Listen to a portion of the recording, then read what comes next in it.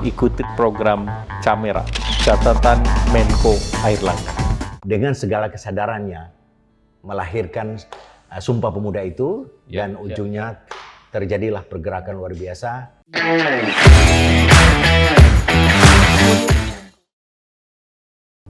Karena nasionalisme itu ujungnya harus ada rasa keadilan. Nasionalisme ujungnya adalah Harus rasa ada rasa keadilan. adil. Ini poin yang menarik. Iya, Ini. harus ada rasa adil, kita merasakan ada rasa keadilan, maka cinta kita terhadap bangsa ini, bahkan kita bangga menjadi orang Indonesia. Kalau kita merasakan ada keadilan di sana.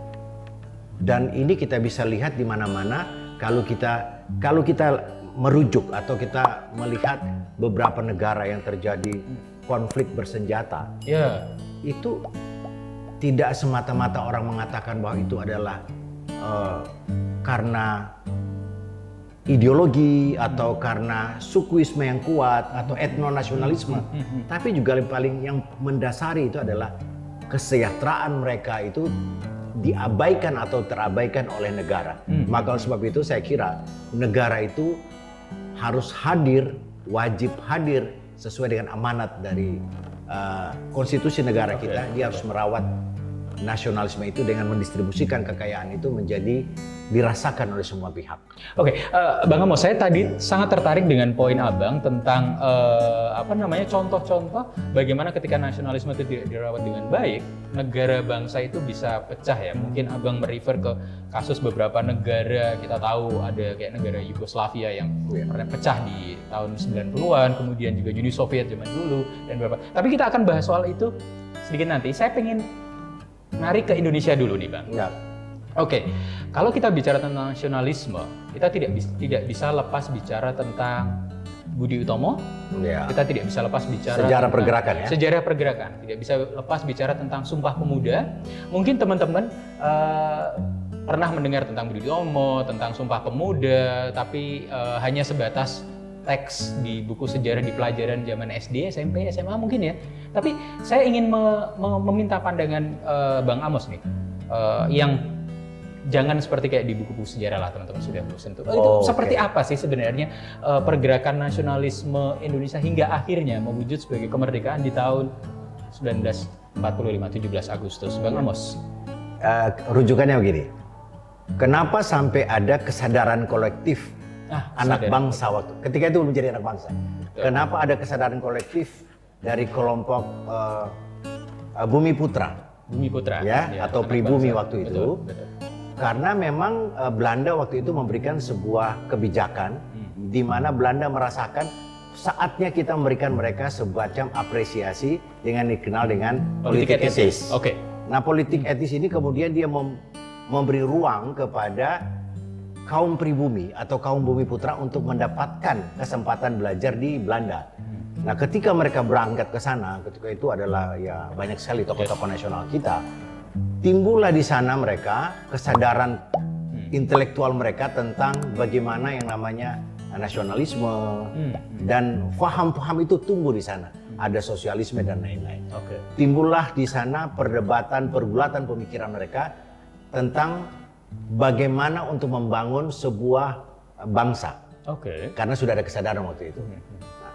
Dari tokoh-tokoh ini mereka kembali ke Indonesia dan mereka terlibat dalam pergerakan-pergerakan itu di mana memang kondisi sosial politik dunia memungkinkan untuk itu. Karena saat itu dunia sedang berubah. Sedang berubah sehingga momentum ini digunakan betul oleh tokoh-tokoh yang sudah tercerahkan ketika itu. Mereka membentuk yang namanya Budi Utomo, membuat berbagai macam kegiatan-kegiatan dan akhirnya mereka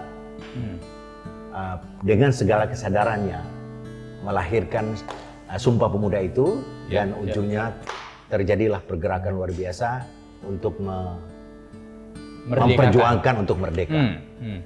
Jadi bisa dibilang bahwa nasionalisme Indonesia itu tidak bisa lepas juga dari pertama situasi sosial politik di Hindia Belanda kita nyebutnya saat itu sebelum jadi Indonesia ya, dan tumbuhnya kelompok-kelompok tercerahkan intelektual pribumi ya Bang.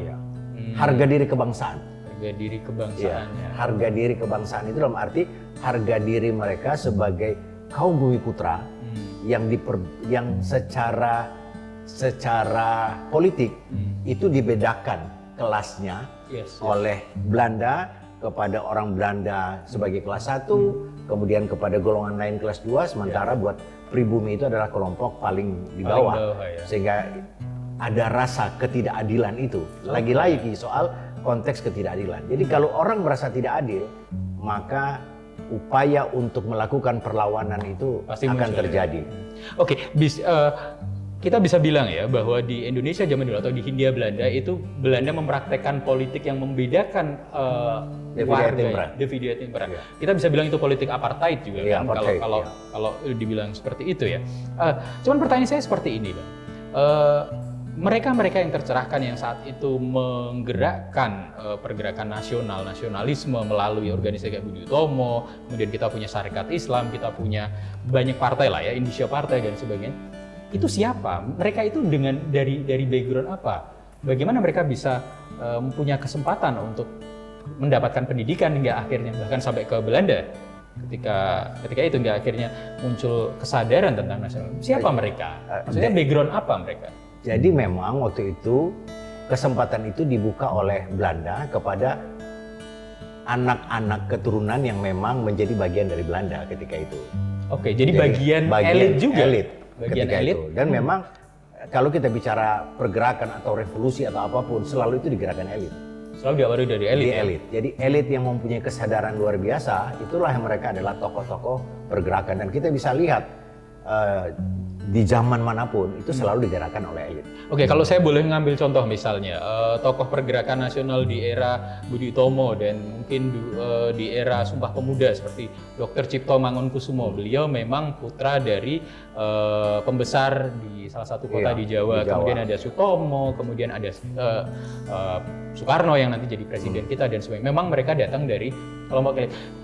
Bisakah kita bilang bahwa menjadi bagian dari kelompok elit itu tidak serta-merta tidak peduli terhadap bangsa? Memang karena nyatanya tokoh-tokoh yang mengawali pergerakan nasional ini datang dari kelompok elit, tapi mereka punya kesadaran dan kepedulian terhadap bangsanya, gitu kan, Pak? Saya ingin mengatakan bukan elit, tetapi mereka adalah minoritas kreatif. Mereka adalah kelompok minoritas kreatif. Jadi, minoritas kreatif di bidang politik ya? Di bidang politik. Dan saya lihat di mana-mana gitu. Seperti yang terjadi, mungkin bisa saya ini atau banyak kasus yang kontemporer di Indonesia. Boleh. Politik kontemporer di Indonesia itu kan kebijakan negara salah satunya ya, atau keputusan negara terhadap pemekaran wilayah. Nah, itu juga sesuatu hal yang pemekaran wilayah. Nanti kita akan bicara tentang pemekaran wilayah ini karena kebetulan teman-teman mungkin ada beberapa yang sudah tahu, tapi mungkin yang belum tahu saya sebut Pak Agung Muzin ini, Bang Amos adalah salah satu inisiator utama dari pemekaran salah satu provinsi di Sulawesi, yaitu Provinsi Gorontalo ya, Bang? Di tahun 2000-an awal. Jadi beliau adalah spearhead-nya untuk pemekaran Provinsi Gorontalo dan alhamdulillah sekarang Gorontalo menjadi sebuah provinsi yang luar biasa perkembangannya ya. Maju ya. Nanti tapi kita akan bicara itu nanti, Bang. Termasuk nanti kita bicara konteks pemekaran daerah lain.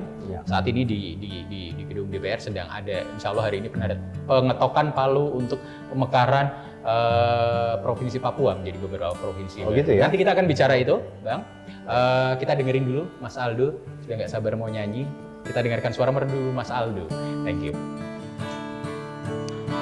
Rasa sesal di dasar hati yang tak pergi. Haruskah aku lari dari kenyataan ini? Pernah ku mencoba untuk sembunyi, namun senyummu tetap mengikuti.